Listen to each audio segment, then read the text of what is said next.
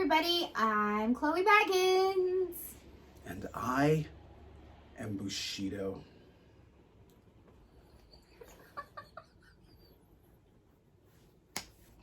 Anyway, Today, we are here for episode 2 of our Halloween 2020 horror movie series. Yeah?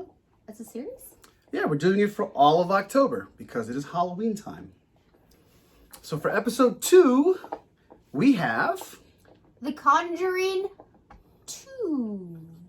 2. Please edit that out. Nope. That's staying right there. You're fucking disgusting. Anyway, so for this movie, what did you think? Well, we have to give a little bit of premise. Okay, so for The Conjuring 2, it picks up soon after where The Conjuring 1 ended off, where Lorraine mentions to Ed that the church wants them to look into this paranormal incident in Long Island, which was hinting at the Amityville horror, which has had many movies made about it. So it's really good that they didn't focus too much on that because I feel like that story has been told. Anyway, after the Amityville visit, it kind of gives a hint into what is coming next. Yeah, Lorraine has this premonition of Ed's possible impending death, and the movie kind of kicks on from there. And now, instead of being in the U.S., the haunting takes place across the water In the UK. in the UK, which is good. I think it's good that, you know, it shows that they've had experience because, again, this is based on the actual Ed and Lorraine Warren of real life and all of their cases and all the people they've helped. So I think it's good that it shows that they have had experiences, not just here in the U.S., but All over. all over the world. I guess all over the world, but at least internationally as well. Absolutely. So once they get to the UK, they kind of meet up with this family, but they're only going as church advocates. Yeah, they So kind of can't- be the eyes and ears of the church. Oh, I liked this movie. However, I did not genuinely like the child actors the first half of the movie compared to the first movie. Why? I felt like they focused too much on the little boy's stutter, and having somebody in my family who has an actual stutter, they don't always jerk their head, and it just seemed a little too forced, you know, when that's not really what the story was about. You don't think of the girl's name. The main character, I didn't find her very convincing in the first half. She didn't get really good until the second half when they started showing a little bit more demon interaction. So I wasn't a huge fan of the children. I felt like the little girls in the first film were really good. They had genuine terror, genuine tears. What do you think? I think for I guess negatives for the beginning half of the movie, it feels like the passage of time just kind of goes too quick. Like everything's it's like an immediate domino effect of, you know, first it's the girl playing with the Ouija board, and then all of a sudden, immediately, something's pulling at her leg in the bed, and then Like the same day. Yeah, because of course, when you're watching this movie, you're gonna always have the first movie's, you know, course of events in your head, because you're gonna be comparing the sequel to the original. And I feel like the first one had a better build-up. Like there was really that impending feeling of something bad is just slowly growing and it's waiting to just make itself known. This one just seemed kind of just too fast. Like when the news got involved over there in the UK after the two police officers came and they saw the chair slide out and go back in underneath the table, I felt like it was just too quick. Well, you know, I think they were trying to get in a lot of information into one film because even Elaine says at the beginning of the movie, this one really played an impact on me and had like the deepest impact on her, you know? Yeah, because of the premonition, and then we have to talk about The Nun. This is the Conjuring universe's introduction of The Nun. The Nun was very effective in this movie, especially the way she was introduced. It was like that creepy painting Ed was working. It's like with those like paintbrush. It's He's like, like, oh, hey, good morning, honey. all Good I needed morning. was his orange juice or his little cappuccino. Just like painting this demon. Oh nun. my god! Like, no big deal at the Warren house. You know, I'm just painting this terrifying nun demon thing, and oh, good morning, sweetheart. Oh my god! Woo, jeez.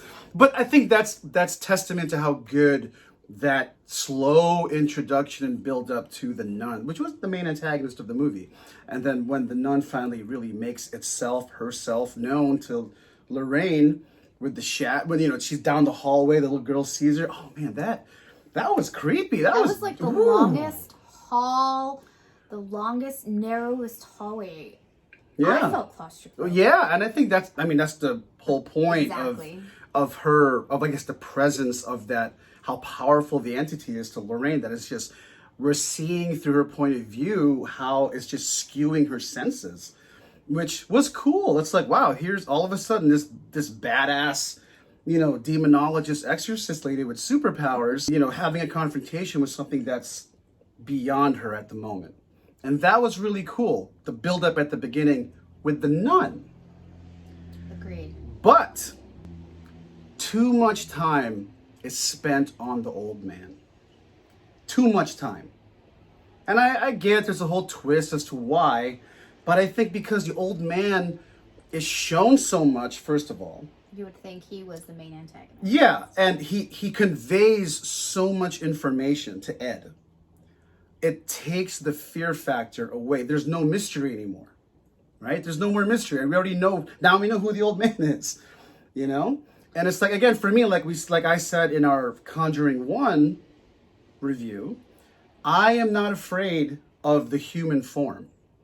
I'm not. You can put as much makeup as you want. I'm not afraid of people. But some people are. So some people might have found the old man scary. I thought they spent too much time on the old man. Okay. I personally had no idea how in the hell these two were gonna cross paths and what they had to do with each other. Oh yeah, right? I was like, where is this creepy ass nun? And how is this old guy? What is the ties? And then, she finally sees in this premonition, the old guy and the nun is behind him. Yeah. And it's like, oh, that was interesting. Right. But then we get to the ending. Yeah. And she's suddenly shoved against the wall. Yeah, Lorraine walks in, everything's crescendoing and, You're expecting this great, yeah, big, long, stressful fight. But it didn't. I know. And I think, it just, again, it was too quick. It was too quick. If the nun demon was such a... It was like this build-up. Yeah. To this much ending. Exactly. It was too convenient. It just kind of, it felt like it got done just to get done.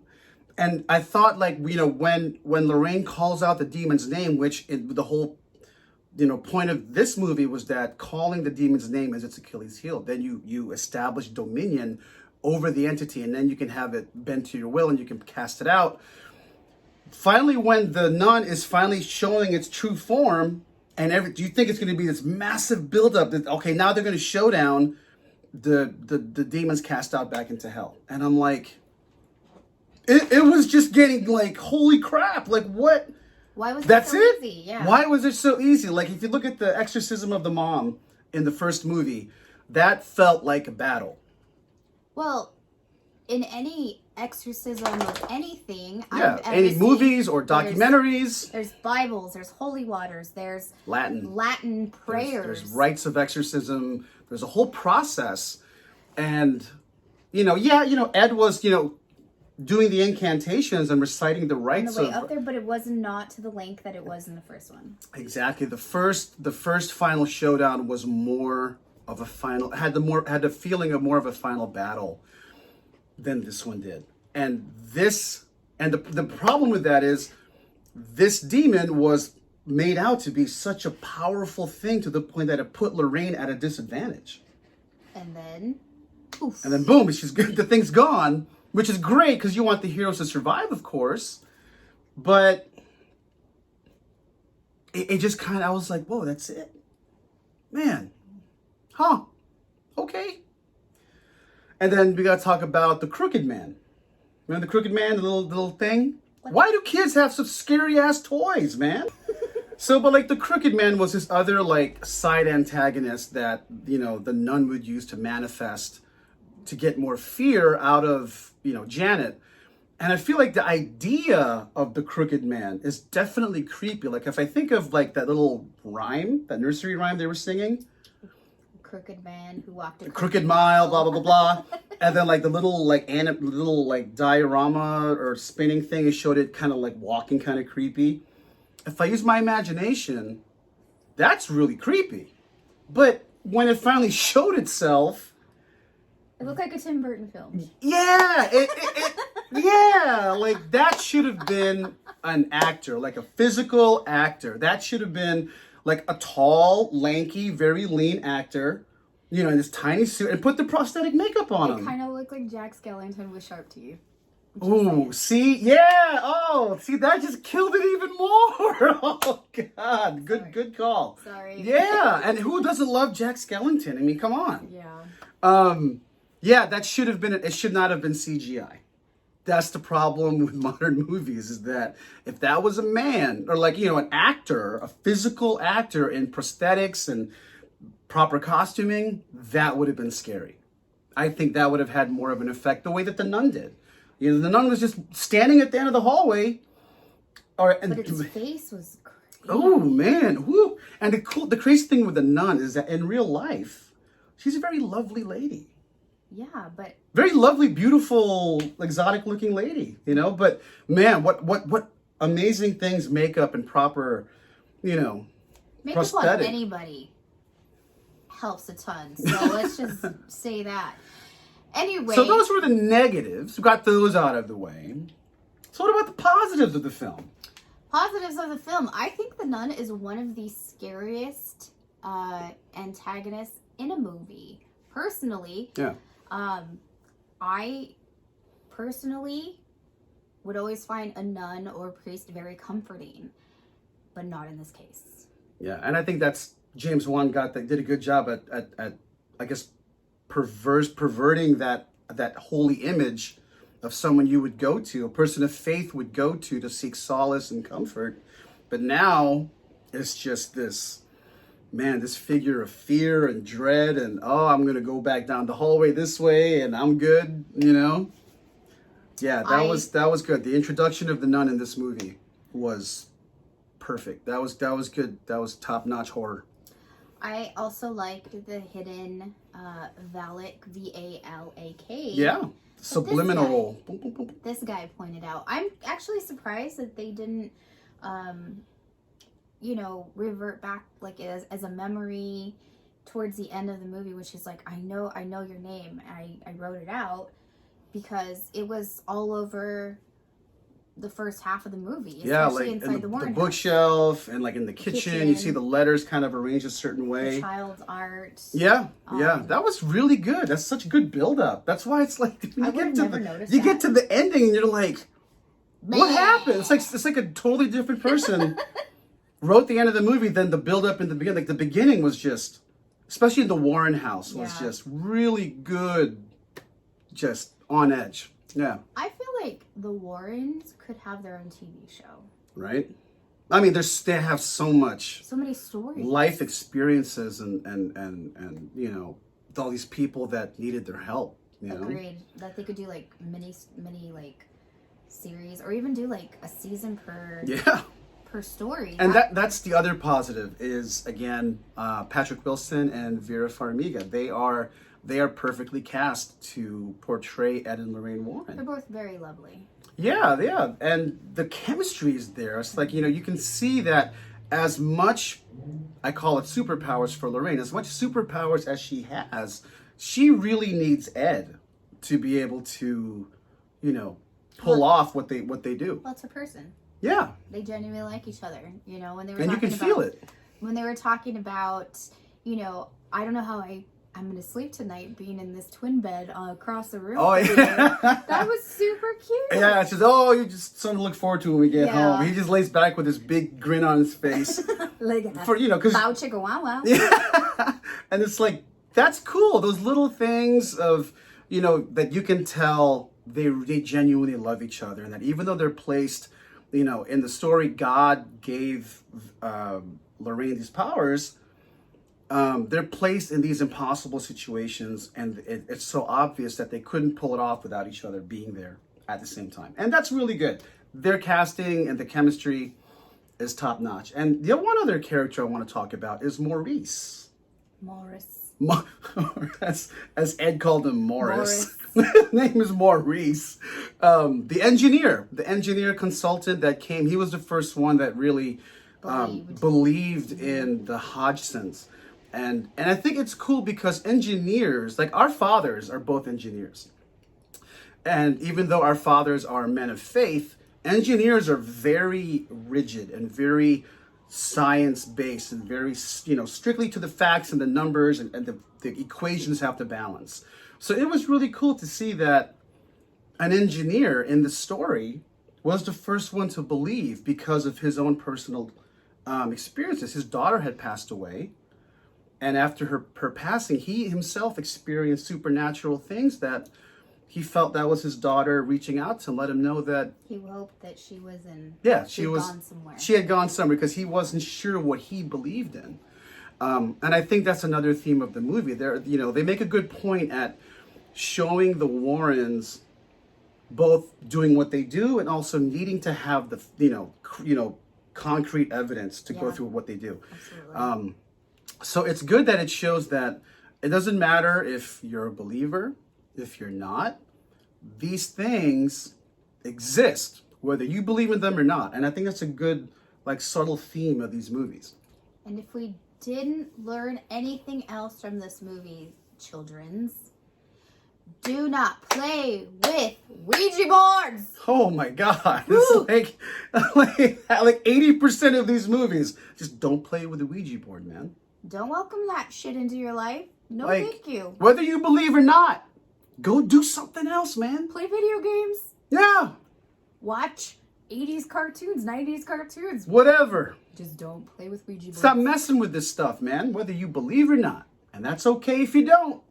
But don't take that chance. Exactly. My grandmother always told me it may or may not be true, but you don't want to risk it. So. Exactly. Exactly. You're better off doing something else. With that being said, Mr. Bushido. Yes. What would you rate this movie? Oh man. If I look at the positives and the negatives, I would rate this movie because I like the nun, the introduction of the nun in the beginning half so well, and the chemistry with Ed and Lorraine. I give it a 7. 7 out of 10 10 Bushidos. Ha! You wish. 7. This is my show, bitch. I give this 7 out of 10 Bagginses. What about you? I give it 6. 6. Those kids ruined it for me. Oh man. And come on, guys. Get those, practice the scene quite a few times until you can actually evoke those emotions. When I see a scary movie, I want to see real tears, real terror. I want believable actors. And those kids just really ruined it for me. I don't care how much I loved The Nun. The Nun got her own movie. So which is a whole nother. That's a whole other thing. That's a whole nother. We're talking about just in this movie alone. Exactly. Yeah. So with that, I teeter between a 5 and a 6. You got to choose one. But I'll go with 6 because of the Nun and Ed and Lorraine. Yeah. Are some very likable characters. Oh, very. You definitely cheer for them. Well, children's, no more Ouija boards. And make sure to tell us what you think about this movie, what you think about our review. Like us, subscribe to us. Comment down below. And make sure you follow us on Instagram. Mm-hmm. Right here. Okay. And thank you for coming back to watch another video with us. Yeah, stay tuned for episode 3 of our Halloween 2020 movie series. This is really cool. I love horror movies, so this will be really fun. This is your month. I guess. This is your month. So as always, take care of yourself and those around you. Be good to yourself always, and no matter what, be excellent to each other.